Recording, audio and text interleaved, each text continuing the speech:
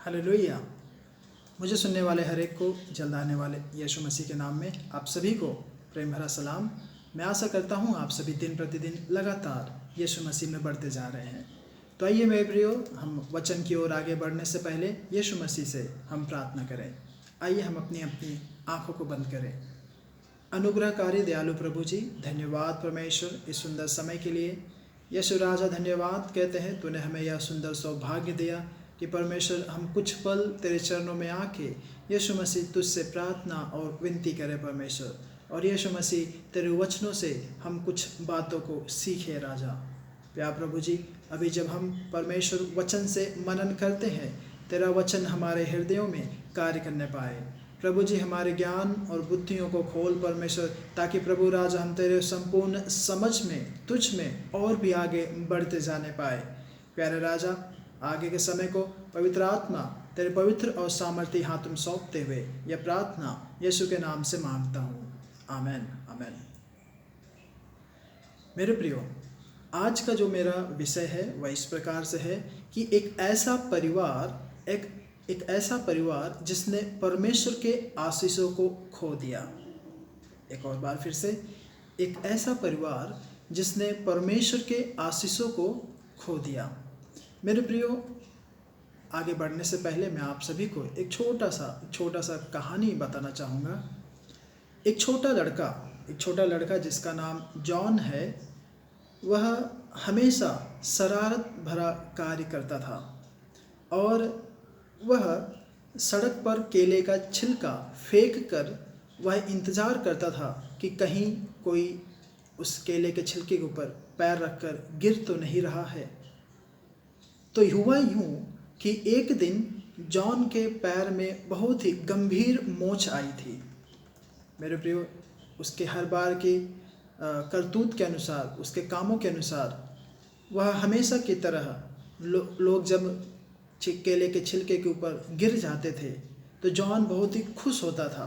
तो एक दिन ऐसा हुआ कि जॉन को उसकी माँ ने बाजार से कुछ सामान लाने के लिए कहा।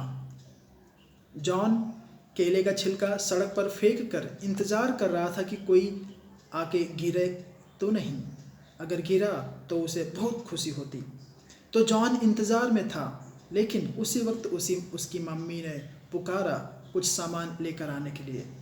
तो जॉन मम्मी के पास जाके पैसा लेके और तुरंत बाजार की ओर निकल पड़ा। वह भूल गया था कि उसने सड़क के ऊपर केले का छिलका फेंका है, और जैसे ही उसने कदम बढ़ाया, उसका पैर केले के छिलके के ऊपर आ पड़ा और जॉन सड़क पर गिर पड़ा और उसे काफ़ी चोट आई। तो हम यहाँ पर देखते हैं कि जो जॉन है, उसके करतूत का फल उसे मिला, उसके कामों का फल उसे मिला, लेकिन जॉन फिर भी सुधरा नहीं। वह फिर भी उन्हीं सभी बातों में बने रहा। तो मेरे प्रियो, हम देखते हैं कि पाप की सज़ा में मनुष्य किस प्रकार से दंडित हुआ, है ना। जॉन, वह अपने करतूतों के अनुसार खुद चोटिल हुआ। वह इंतज़ार कर रहा था कि कोई आकर गिरे और वह आनंद मनाए, लेकिन उसके बिछाए हुए जाल में, फेंके हुए छिलके में जॉन खुद आकर गिर पड़ा। तो हम देखेंगे कि पाप की सज़ा में मनुष्य किस प्रकार से गिरे। पाप की सज़ा में मेरे प्रियो, शैतान या फिर जो सांप है उसे श्राप दिया गया। पाप की सज़ा में शैतान को श्राप मिला, या फिर सांप को श्राप मिला। और इतना भी नहीं, दूसरा ये कि सांप और मनुष्यों के बीच में शत्रुता हो गई। एक और बार फिर से, पाप की सज़ा में, पाप के दंड में शैतान को श्राप मिला, और जो सांप और मनुष्यों के बीच में शत्रुता हो गई, यानी कि वे दोनों आपस में शत्रु हो गए। और इतना भी नहीं, आदम को कठिन परिश्रम के द्वारा अपना पेट भरने से दंडित किया गया। आदम, जिसे परमेश्वर ने अपनी समानता में, अपने स्वरूप में बनाया था, ताकि आदम के जीवन के जरिए परमेश्वर के नाम की महिमा हो।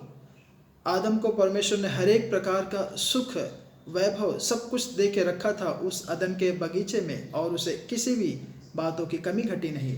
लेकिन पाप करने के कारण, परमेश्वर की आज्ञा का उल्लंघन करने के कारण आदम को कठिन परिश्रम करके, खेतों में हल जोत कर, मेहनत करके अपना पेट भरना पड़ा।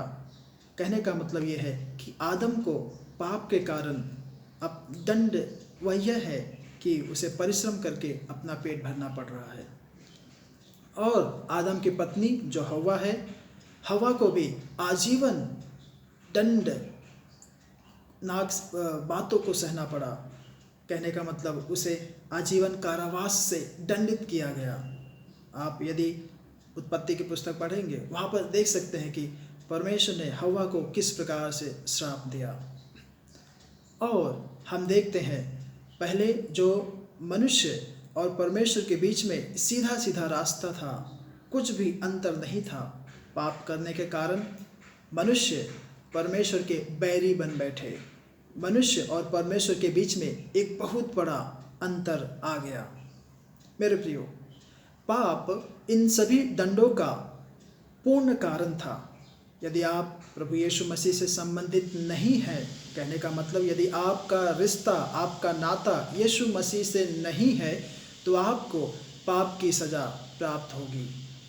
यदि आप प्रभु यीशु मसीह को अपना निजी उद्धारकर्ता के रूप में स्वीकार करते हैं, अपना व्यक्तिगत उद्धारकर्ता के रूप में स्वीकार करते हैं, तो मेरे प्रियो, आपको पाप और पाप की सज़ा से मुक्ति मिलेगी। तो क्या आज आप यीशु मसीह को अपना निजी, अपना व्यक्तिगत उद्धारकर्ता के रूप में स्वीकार करते हैं? क्योंकि मेरे प्रियो, यूहन्ना रचित सुसमाचार 3:16 में इस प्रकार से लिखा है, क्योंकि परमेश्वर ने जगत से ऐसा प्रेम किया कि अब उसने अपना इकलौता पुत्र यीशु दे दिया, ताकि जो कोई भी उस पर विश्वास करे वह नाश ना हो बल्कि अनंत जीवन पाए। तो क्या मेरे प्रियो, आप इस परमेश्वर के प्रेम को जान सकते हैं कि वह परमेश्वर कितना प्यारा प्रेम है? प्रेमी परमेश्वर की उसने अपना इकलौता पुत्र आपको दे दिया।